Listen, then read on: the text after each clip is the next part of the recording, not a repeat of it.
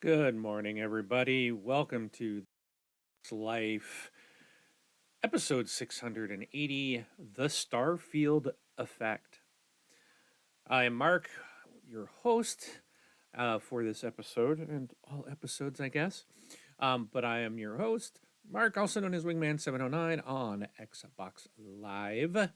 And of course, I am not affiliated with Microsoft or the Xbox in any way, just a fan doing a show for fans of the Microsoft Xbox. Views and opinions expressed on the show do not necessarily reflect those of Microsoft. So to get started, I just talk about what I played real quickly. Of course, Gems of War, still playing that game, love it, and a little game called Starfield, which I will talk more about coming up. Also, as always, please like and subscribe. Let's see if we can get this channel up. Let's get it up there, and yeah, just appreciate you guys' support. Again, you can always send voicemails by going to thexboxlife.com and hitting the voicemail button on the right-hand side of the page. You can also send emails at mark@thisxboxlife.com. Yeah, let's get into the Starfield effect. So the ratings are in, all right, for Starfield, and for the most part, they're nines and tens, which is excellent. That is really great news. Um, However, there are some sites that seem to um, really dislike Microsoft, dislike the fact that this game is not on their preferred piece of plastic, that their main advertiser who supports them doesn't have access to this game, and they seem to have a kind of a vendetta against it. So a lot of sites are purposely giving this game really low scores. So hello, three-letter sites. I'm not gonna talk about people or specific sites or specific YouTubers. Um, that's not what I'm gonna do. I'm just basically kind of sharing in a very general way some of the things that I've been seeing and hearing about. Um, but there some of the games, the Metacritic, the last time I looked, I think this game was an 87 on Xbox, 88 on PC, which is still great. I think the game probably deserves into the 90 to low 90 range myself, but um, and I think for the most part, if it wasn't for a couple of low scores that aren't valid in my opinion, this game would definitely be in the 90s on the Metacritic. But anyways, so here's just a couple of my thoughts about some of the gaming media sites that are lowering scores. So I got some comments about ponies that are losing their minds, and what is happening, and kind of how all of these two things are basically, I think, too, they're trying to just drive traffic to their own sites. So, first of all, the gaming media sites that are putting out low scores for a game that is deserving a much higher score. Um, they This is your chance as the Xbox fans to really see the bias. A lot of people have talked about it for years, and some people are like, "No, it's not true," and there's you know some people claim it's not true, right? But I don't think you can dismiss it now when a game that's this large and there's people that are, and you got to take out your pro Xbox sites and your pro Sony sites and try to find middle ground. And there are a lot of sites out there that are still in the 9 and 10 range that are not like fan sites, Xbox fan sites. When you have a site on Metacritic that has station in their name, and they're giving this Starfield a very low review score, um, that's a pretty bad bias. I mean, that's an obvious. They have a mission to drive the score down as low as they can. You this is a good opportunity for people who are just, and I'm not, fans of the Xbox like myself. Now, I don't like Sony as a business. I don't. As for the PlayStation, I don't have a PS5. I don't plan to get one because with PlayStation, I don't like their controllers. I never have. They're very uncomfortable. I just don't like them. I've always loved the Xbox control. Well, from the 360, I hated the Duke on the original Xbox. It was terrible. But the from the 360 on the Xbox controllers have just been, in my opinion, the best. So, but this is your chance that if you are pretty much an Xbox gamer and that's where you play the majority of your titles, or even if you're a PC gamer and you are a Game Pass subscriber for PC, this type of stuff can impact you. So it gives you a good opportunity to evaluate where you're getting your gaming news. Um, are the sites being fair to you as your customer of said gaming media sites? And it doesn't have to be. I don't expect sites to just totally, you know, give the flowers out, as people say, to Microsoft or Bethesda just because of their name. But what they're doing is giving smoke just based on their name. People are butthurt because Bethesda was bought out by Microsoft, and now, Bethesda was surely a loved company, and their games have been loved by people on multiple platforms. And a lot of this is because PlayStation fans can't play a Bethesda game now on their favorite piece of plastic. They're getting mad, and they're inaccurately rating this game really low. And that's not. I'm sorry, for gaming media, you should not have biases. Your customers should be those coming to your site. The problem is their customers are who pays them the most money for advertising. And that's the real problem with this sort of thing.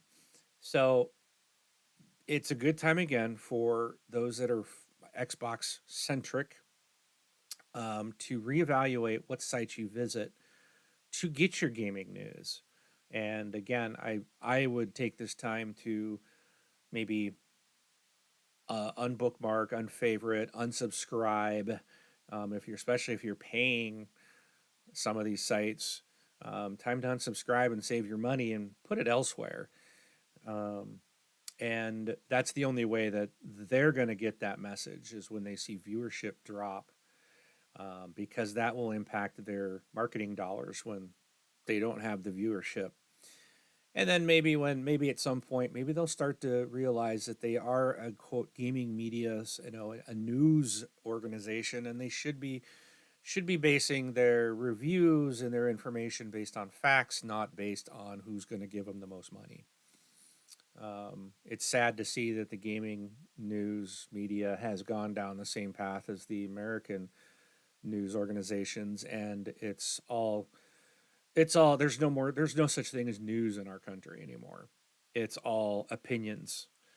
Everything is opinion based now. We just don't have any true news anymore, which really sucks. But take this opportunity again to find out those places that you want to tune into, the people that you trust, the people that have maybe like gaming, as you do. Maybe they play certain games or they've reviewed things in the past that you've agreed with. Um, so, that's just a really really good opportunity for you. Again, don't fund the sites by clicking on stories. And if you're like, some people think, well, I'm not paying them, so I can still go to their site. Every time you go to their site, that's a click that registers, and then they show that to people like Sony and say, look, we get this is how many people we've got to this article, and there's ads plastered on that web page. So um, even if you have an ad blocker, they're still getting the click. It still helps them on the end. So you may not see the ad, you not be paying the site, but they're still benefiting from it. So don't click there anymore. Unsubscribe from them, and give those clicks and memberships to sites that are deserving of it, that can give you an honest opinion, or give it to sites that are on YouTube that, not me, I'm not asking for that. I don't want any of this. Um, there are a lot of good sites, and I'm not gonna sit here and shill for anybody, but there are a lot of good sites out there that you could subscribe to, or give that money to some YouTubers who are going to give you an honest opinion. There are a lot out there that do a really good job of reviewing games, sharing news. They're basically platform agnostic. Um, so maybe check into something like that. Next are what I find funny is the ponies out there. There are some that are absolutely losing their minds over this. They are spending so much time on YouTube and Twitter crying and cursing out people for basically one reason, and it's not because PlayStation or because Starfield is bad, but it's because it's not on their idol known as PlayStation. They are butthurt again because they can't play this game on their little piece of plastic. It's like, are you so into that piece of plastic and that brand that you can't play this on another piece of plastic or on that PC that you have sitting there and it'll run off your PC? Like, you just, and that's it's ridiculous. And I'll bet you a lot of those people will end up playing this game despite them crying and complaining about it, but they're going to be putting a lot of hours into it because in reality, they're going to love the game. So, um, if, one of my thoughts are is if the game was really that bad, they would have laughed and moved on. But the fact that they continue to attack the game again and again shows really how great this game is. Um, when the ponies are crying about Starfield, it actually makes me smile because Xbox has a winner. Xbox fans have a great reason to be proud of their piece of plastic, as do PC gamers, Samsung TV gamers, Android and iPhone gamers. The only people losing out are the ponies who are stuck on their piece of plastic. That they won't even play the game on a PC. Again, they own a PC, a lot of them because they're doing YouTube and got streams going up with some a lot of them with some expensive cameras and equipment and the PCs to do this on a constant basis, and they could play Starfield on their PC. So again, I would encourage you not to engage with these channels because if you do, again, you're just supporting them. Don't like to them, don't subscribe to them, don't even watch them. Again, because they see the viewerships and it does drive them, does help them out. So again, avoid doing those types of things. We don't want to support the hate of a certain piece of plastic. It just seems so dumb. And honestly, my message to the ponies are go back, try playing some games and stop playing the YouTube ranter. Um, it's just you're missing out. These guys are spending way too much time complaining on YouTube when they could be sitting in front of their PlayStation and playing some games. And if PlayStation doesn't have the game that you want to play, then play that game somewhere else. It's about the game. It's not about the piece of plastic that it's on. Enjoy the game. All right. So I'm going to move on and talk about my personal thoughts on Starfield. And a couple things I want to preface with is I'm not an RPG style of gamer. It's not I've done like Mass Effect and I really did love Mass Effect. Um I've done probably a couple others. I know there was one Bethesda game. I want to say it was some Elder Scrolls that I played a little bit of, but I never really got into it. I haven't really cared. I've tried a couple different Fallout games. I just haven't cared for them. Um, but this one intrigued me. It looked really interesting. Currently, I don't know how many hours I have in it, but I'm at a level 10. So I'm not like super deep into it, but I've probably got about, I don't know, I want to say I've probably got at least 6 hours, maybe more. I don't really know. I need to go look that up. But anyways, I just got a bunch of random thoughts I wrote down here, and I'm just gonna try to because I'm all over the place. And I do got the little video going over here as well from the deep dive. So it's probably I'm sure you've all seen this before, but it's something instead of just looking at my face. But I did get to the part with the shipbuilder, and I cannot figure it out what to do. So I do think one thing I kind of wish that they had put some time into was some tutorials. But from what I understand, from what people are saying, it's a Bethesda game, and there's a lot of things that they just don't tell you how to do it. And I guess that's part of being an RPG. You just got to figure stuff out. Um, so I know people. I think I'm sure on YouTube there's a lot of people out there doing tutorials and stuff like that. So I'll be probably checking around later today to specifically on shipbuilding because I want to make my ship bigger so I can get more crew on it, and I've just not been able to figure out how to do that. There's a lot of I think little nuances in this game of things that going to take time to figure out and how to do certain things, but so I did get to the shipbuilder. One of the things that I've loved is the fast travel options. It makes it really easy to jump around. Now, I've seen people complaining about loading screens, but what I have discovered is that you don't have to go. So if you're on a planet and you've completed what you need to do and you want to go back to a different planet, you don't have to walk back to the ship, load into the ship, then load into the cockpit, then load into space, and then load your jump to the next place. Then and then load the jump to the or land on the planet, and then exit the ship. And then exit the. That's a lot of loading screens. You can actually right from the planet pull up your map and go right to where you need to go, and like land me here, and boom, you're landed. You can skip all that other stuff. It's a really good way for someone like me who just I don't like all the running around and um, stuff like that. It's just yeah. Sorry, I'm being a little distracted by the boost jumping over on my other screen. You can avoid a lot of that and just use the fast travel. It's a really great way to kind of speed things up if you want to. Now, for those that want to do a lot of exploring or just take the time to do all that as like maybe get that more true RPG feel. That I do need to walk back to the ship. I'm not going to just be out somewhere and say, put me over at this planet and boom, I'm there. That's not real. You have the option to do all that. So it's really nice that you have these options to play the game kind of that way. I like that. I think the combat's really fun. I've really enjoyed it. The weapons are really cool that I have seen so far. They're pretty unique. I've picked up a couple of epic and legendary things which are pretty neat. Um, there's a lot I know that I'm looking forward to seeing.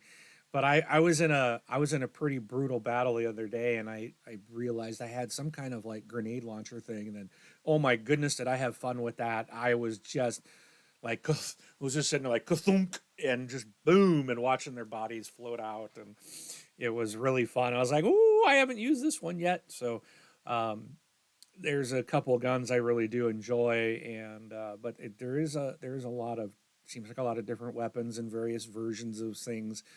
So, but I have enjoyed the combat. It has been um, challenging. I think I don't even know what level I'm like. People talk about you can play the game on hard or normal, or it didn't.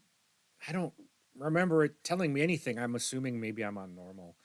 I was like, maybe I need to put this on easy or something, but I don't know what I'm on. I'm on the default, which I would assume is normal. But I'm having fun with the combat, and it's been enjoyable to play. Um, the one thing that I think is really tricky and did take me a while was like weapons. Like I was like, okay, I run out of ammo, and then I'm like, I'm hitting the inventory menu. I got to go into the weapons section. I'm switching weapons. It took me a while to realize that I could favorite that, and then I could hit a D-pad, and it brings up like this up, down, left, right thing, and you can have a bunch of stuff slotted, and you just select to change. It like didn't tell you that it was something you had to figure out. So if you're new to this and you're wanting to figure out there's got to be a better way to switch weapons, there is. Go into the inventory, favorite that, just hit the favorite, and it'll pop up that bar, and you can select where on that menu that you want to put it, on that like cross selection, that plus selection wheel. And then you can just hit the D-pad during a combat, and it'll just pop that up, and you select the gun you want to switch to. So you can have it full of guns. I'm also trying to stick to the main missions when it comes to the missions. I have opened up some side stuff and done a few things. One of them came about because I've heard of people like being able to board a ship and take it over and add it to their inventory, and basically I guess you could sell the ship, and I'm like, that'd be a good way to get money. So I was like, all right, I'm gonna try this. Well, I was trying to shoot the engines out, and I failed, and I ended up blowing the whole entire ship up. And I was like, oops. So when I got back to a planet, they immediately arrested me. The United something, the UC, the United Collective, or I don't know what they're. The UC arrested me, and now they got me on a. I had to basically a side mission of going undercover for the to get dirt on the Crimson Fleet. Um, and so now I've got to do that at some point, but I'm still kind of ignoring it at the moment and doing my main missions. I don't know if that's going to come back and they're going to be like, "Hey, you haven't done anything on this yet." Um, so that was very interesting how that progressed. I did try to build an outpost, and I don't even know what I put down. So again, this is one I'm like, I couldn't figure out what to do. And then like I was going through buildings, all of a sudden I couldn't see the ground. I couldn't figure out where to put it. And then I was trying to like, there's gotta be a different angle. And I did find a different angle view, like looking down, which made more sense, but then I couldn't find the building that I thought I just placed. So again, I'm like, okay, we're gonna have to come back to this later and figure out how to do outposts. So that is going to be something that again I'll go to YouTube and try to learn how to build outposts and ships and stuff like that. Overall, I am enjoying the game so far. My favorite parts are the combat on foot. The combat in space can be fun, but I think I need to get a little bit bigger ship. I need to get some more firepower. I want a bigger ship that allows me to get more people on it. Um, and then I need to get there's like an upgrade where I can target things. I think that'll be better because then I can probably target their engines, and that'll help me for maybe fighting some of the bad guys and not killing innocents, fighting the bad guys and taking their ships over. I do want to try that. Um, the game does come out tomorrow. Well, it's official is September 6th. But in the U.S., I do believe you get access to it on the 5th, because I think it's a worldwide launch, just like the pre or the what do you call it, the early access. So if it's the same times, then you'll have access to it on September 5th. Should be about 5 p.m. on the Pacific, 8 p.m. Eastern time, if that timing is the same as the early access was. But I know it's going to be available on the 5th of September. And again, it's in Game Pass. So if you've not played it yet, give it a try. Um, the you know the game will require you to learn a lot. It's not straightforward, but it is. I think it's good. I'm enjoying it. Um, I tell you to ignore the reviews and judge it for yourself. Even the positive reviews, it might not be the game for you, regardless of all the nines and tens. Or if you're going to ignore it because a certain three-letter website said it's only a 7, don't let them tell you what's good or not. Try it out for yourself. Plus, it's in Game Pass. If you have Game Pass, you're not losing out by trying it. So give it a shot. I've heard people complain about the opening sequence. I'm like, I don't understand. I thought it was fine. There was, I think there was only one thing that didn't really make sense to me, but I think on the opening sequence, it was just the fact of like kind of like why you were chosen to go do it. Seems kind of weird, but like the whole idea of like there was nothing wrong with opening sequence. But there's a couple of things that seem kind of corny, but it's not. I don't think it's as bad or warranted as bad as people are like kind of giving it out there. Like it's not that bad. But again, check the game out. I've really enjoyed it. I've been thinking about it when I'm not playing it. Um, I'm gonna hopefully get some time in on it here again today, on my day off from work. So, um, yeah, let me know. Try it out. Let me know what your thoughts. Again, you can send me a voicemail by going to thisxboxlife.com and clicking the voicemail button on the right side. You can email me, mark at thisxboxlife.com, and just share your thoughts. And I'll be happy to read your thoughts and comments in the show. Negative, positive. Um, it, it, it's what your thoughts are. And apologize, my dogs are barking. Um, Someone must be here. So, yes, enjoy it. For me, I did buy the premium upgrade, so I've got Game Pass, but I paid like $34 to get early access, and I don't regret it.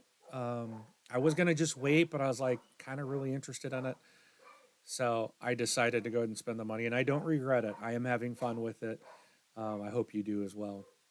All right, but that's it for me today. Again, please like and subscribe, and I want to thank Learned Your Lesson for the music, and we'll catch you on the next one. Thanks, everybody.